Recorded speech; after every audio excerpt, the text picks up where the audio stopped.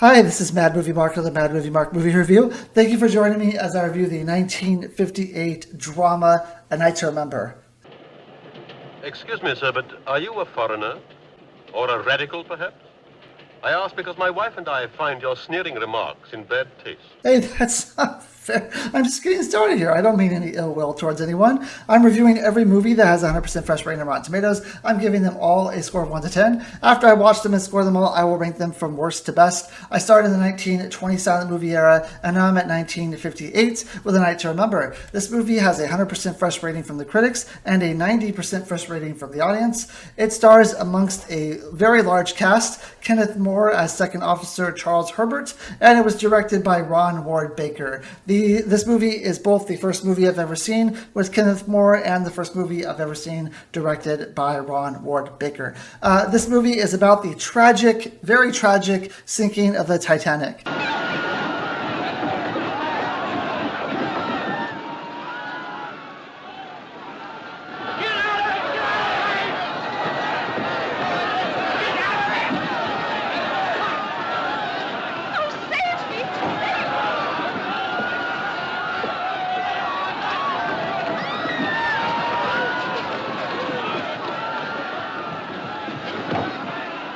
Now, I know a lot of people love to compare this movie to the James Cameron version of the Titanic. I just want to come out and say right now that I've only seen the James Cameron version once, and I wasn't that big of a fan of it.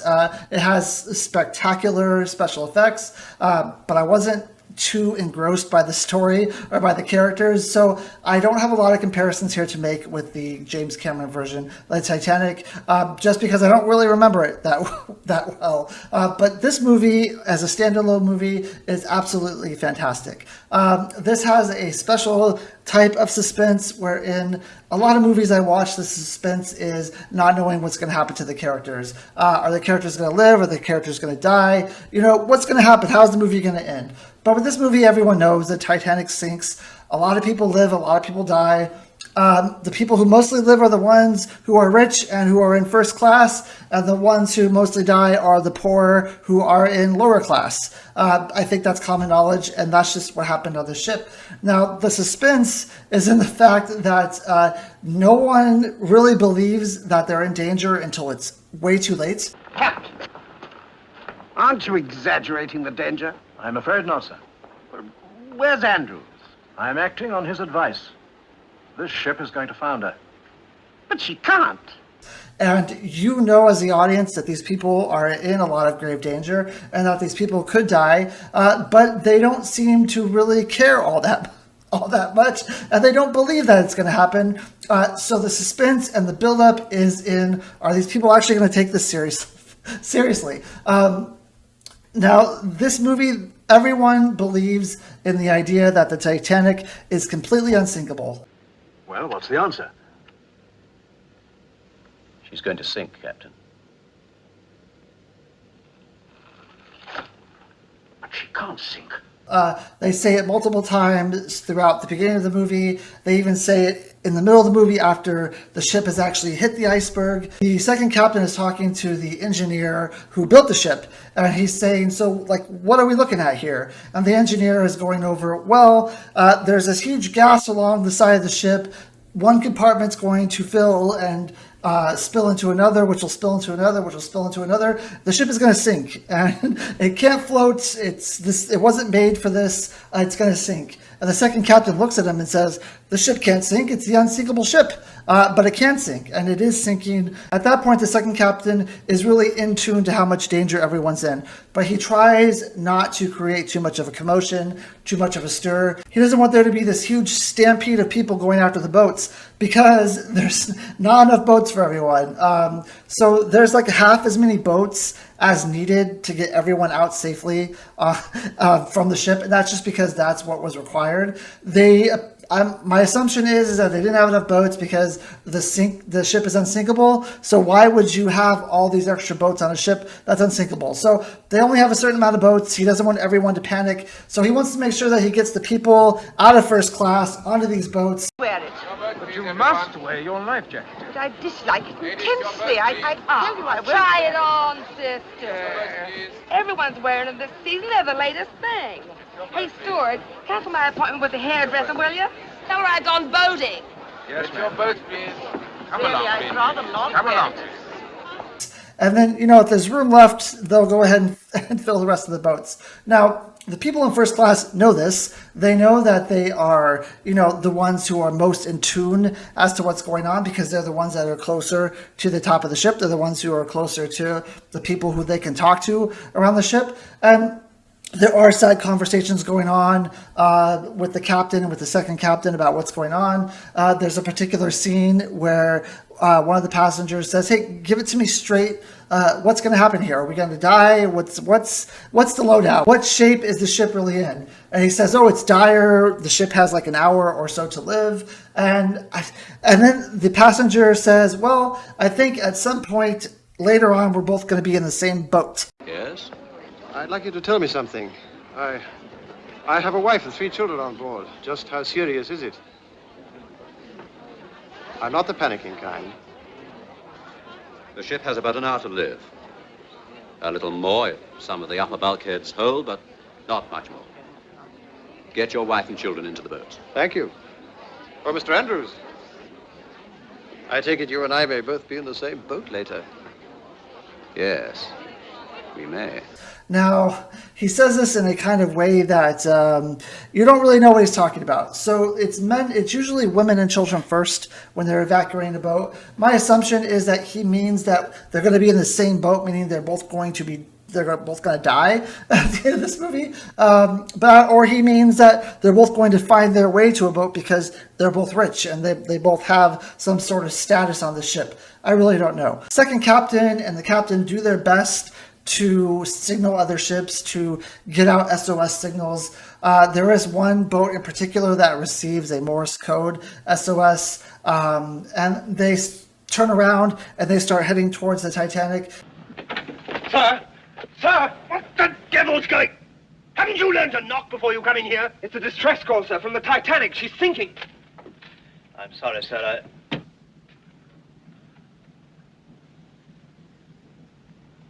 Mr. Dean, turn the ship round. Head northwest. I'll work the course out for you in a minute. Aye, sir. Now, Cotton. You're sure this was the Titanic? Yes, sir. Sir, absolutely. They know what distress the Titanic is in. They know that this is definitely a serious situation, and they start going back as fast as they can. There's also another boat who sees the flares going up in the sky, and they just assume, some sort of party or something going on. They don't think anything of it. They try to signal the Titanic. There's so much commotion at this time on the Titanic that only a few people actually see the signal, and when they signal back, it doesn't work. So this other boat just kind of goes about their way and doesn't offer any assistance, and doesn't offer any aid to the Titanic. So at the end of the movie, when the boat is sinking and when things are going bad, you start seeing the clamor of people. The lower level people, the people in third, fourth class, are starting to come out of the boat. They're realizing there's no boats left, and they're just stampeding and they're charging. They're full of nerves. They're full of grief. They know that that they are about to die, and that there's really nothing they can do about it.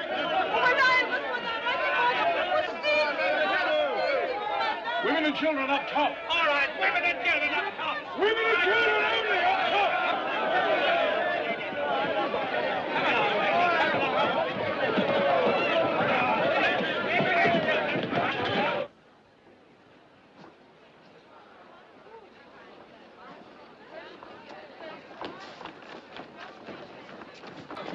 Look! Look! All the boats are gone!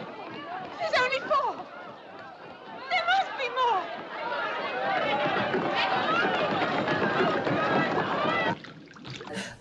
And then as the boat starts sinking and sinking and sinking, they start jumping into the water. They try to get on the boats that are already out to sea. Now, a lot of these boats that were going out, or at least a couple of them, they specifically state in the movie, weren't full. They were able to fill, a certain amount of people. They were only half full. I didn't get from the movie why that was. So there's people who are trying to swim out to these boats to get on their boats because they're only half full. There are a few women. There is one scene where there's a woman. She's one of the rich women who was able to land on one of the boats. And she says, we have to turn around. We have to rescue these people. Our boat's not full. It can hold more. We have to turn around. And there's then a bit of an argument on the boat. Well, if we try to go pick people up, they're going to storm the boat. They're going to tip us over, and we're all going to die. There's really no reason to do that. So let's just steady as she goes. Let's not pick anyone up. Well, what the hell are we waiting for? Those people are drowning. This boat isn't full. We can go and pick some of them up. Are you mad? If we get among that lot, they'll swamp the boat. They'll capsize us. We can't just sit here and do nothing. Come on, girls. Row. I give the orders round here. Don't you know you're speaking to a lady? I know who I'm speaking to, and I'm in command of this boat. You get fresh with me, son. I'll throw you overboard. And before you start getting too excited that like there's a lot of people who are now just ready to go rescue these people. There's these people who are saying, let's go get them. There's a scene where a woman's asked who's on the boat, hey, should we go rescue those people? And she says, oh, I don't know. I have a bit of a cold. I'm not feeling too well. Let's just keep going. What he said. We ought to try, I reckon. What do you think, sir? We're crowded enough as it is. I'm feeling most unwell. So you can tell that there's definitely a lot of there's people who feel that the lower class citizens are not worth saving. They're only thinking about themselves, and this is happening everywhere in this movie, where a lot of people are every man for themselves, try to save yourself, try to get out of here, and it's just chaotic. And it's and then the end of the movie, the second captain is able to get on a boat and he's able to get away, and they're asking him kind of like, oh, don't blame yourself, there's really nothing you could have done. And then he kind of starts talking about what they could have actually done if they didn't believe into this fact that this was an unsinkable ship, and they actually took some precautions and they actually did some of the safety things that they were supposed to do. Maybe this wouldn't have happened, and maybe they could have saved everyone on the ship. I know what the sea can do, but this is different. Because we hit an iceberg? No. Because we were so sure. Because even though it's happened, it's still unbelievable. I don't think I'll ever feel sure again. About anything. So that's basically the movie. I thought this movie was fantastic. The suspense in this movie is amazing. Like I said earlier, the fact that you're in suspense wondering if these people are going to take this seriously. At some point this is all going to come to a head, where the people who are in the lower decks of the boat are going to get wise as to what's happening, because obviously their area is going to start sinking first. They're going to get wise to what's happening. They're going to try to get up onto the boat to the top. They're not going to be able to do it. They're going to be fighting for their lives. The top of the boat and what's going on the lower floors there's definitely a dichotomy. There's definitely a difference here of survivability and the will to survive. And I don't know. I don't know if they show that enough with the lower levels. I mean, the people from the lower levels end up getting up to the top and they end up fighting for their lives. And you see the stress and you see the suspense and you see the worry in their eyes because they know that they're about to die.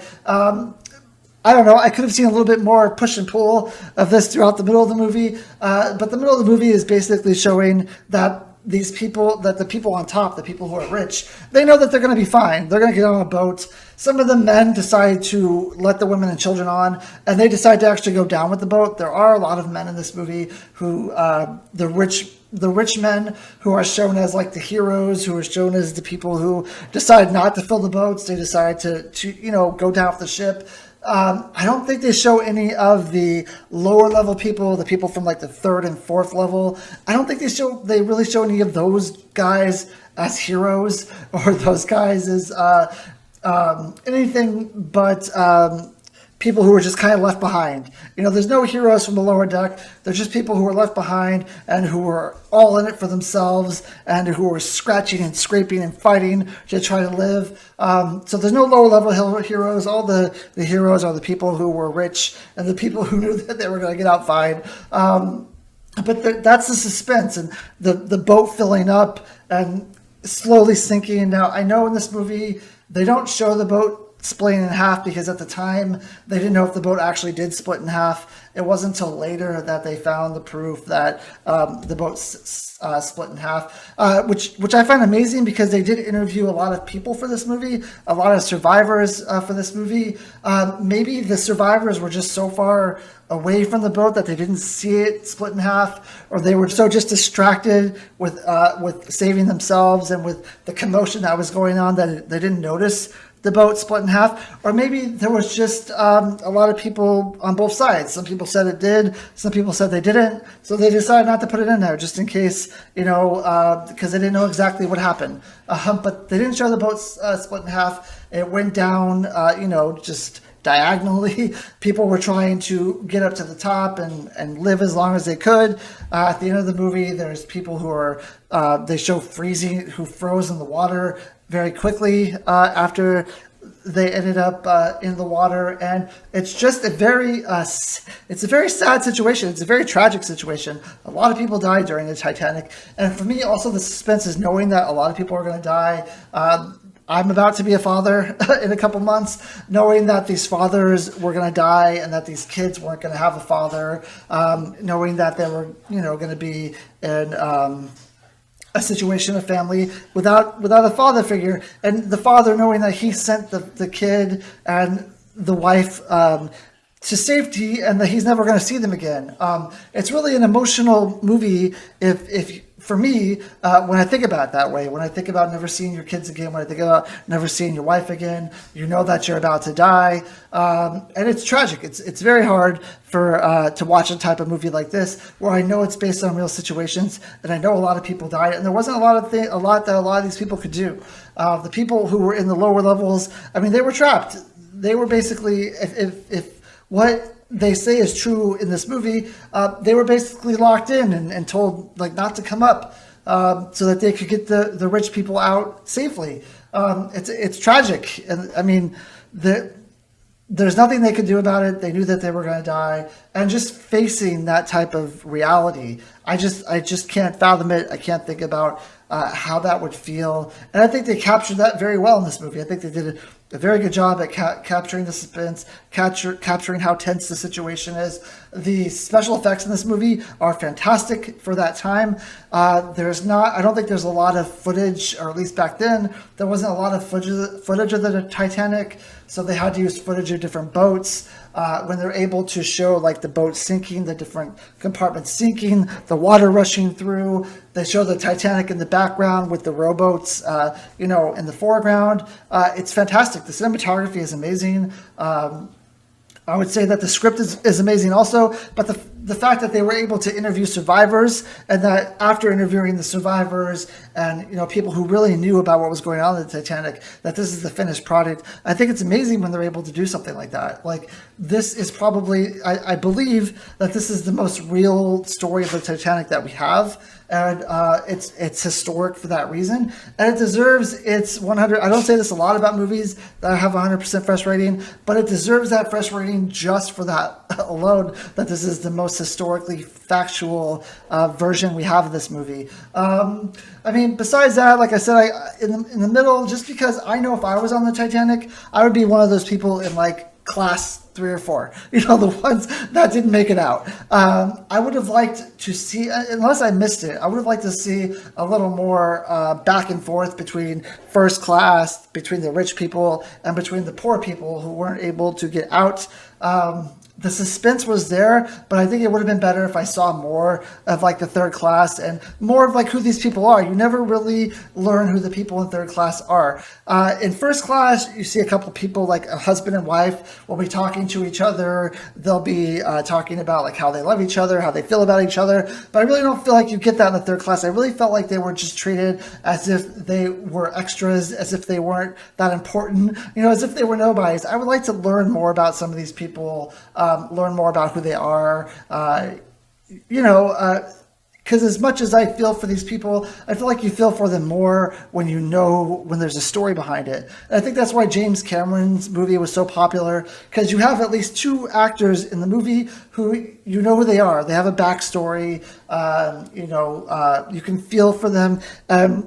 They love each other, and at the end, when one of them dies, you really feel that impact because you really know who these people are. And I really wish I had that. And I really wish I had that from someone in the lower class. I don't know, for some reason, the people in the upper class, that's fine. I want to know what's going on down there. Other than that, I thought this movie was fantastic. The directing is great, cinematography is amazing, special effects are amazing. The acting is really good.